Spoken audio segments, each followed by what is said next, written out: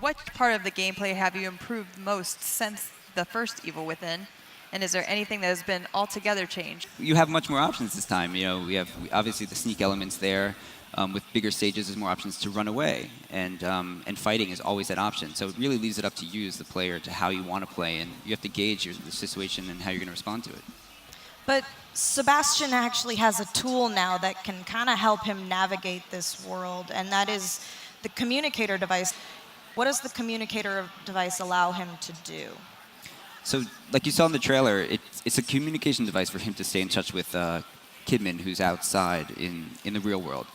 But because of how STEM is sort of collapsing and in this state, it can respond to things that have happened within this world. So in the game, we call them sort of resonances or residual memories. So you can see things or chase down things that have happened in the past, and that can lead you to other objectives or to find items, or it could even be something terrible waiting for you. But it's up for you to sort of like take that extra step to follow these sort of leads that are coming through this communicator to explore.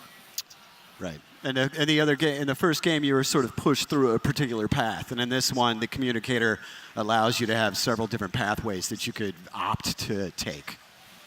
Is there something in here that could also appeal to an action fan, or is it pure horror? So action fans will not be disappointed, but also sort of people who like slower-paced horror will also find a game that they can enjoy.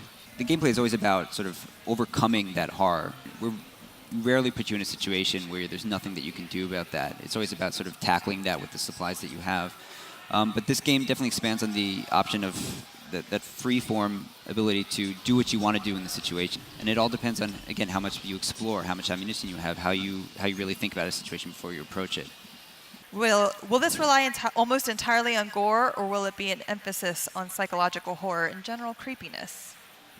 I think this time we really kind of pushed the psychological horror aspect much harder, I think, than the first game.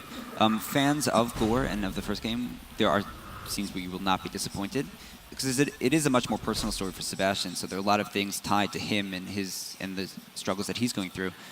And just the shape of the reality around you, it's much more tied to the sort of psychological feel that I feel this time. Is there still an upgrade system, and how does it work? And then, in addition to that, will we start off with only 5 seconds of sprinting? Yes, there will be an upgrade system in this game as well. And we're not going to announce exactly what they are yet, but it's not just parameter upgrades. We have some abilities that you can unlock and sort of customize how you play a little bit.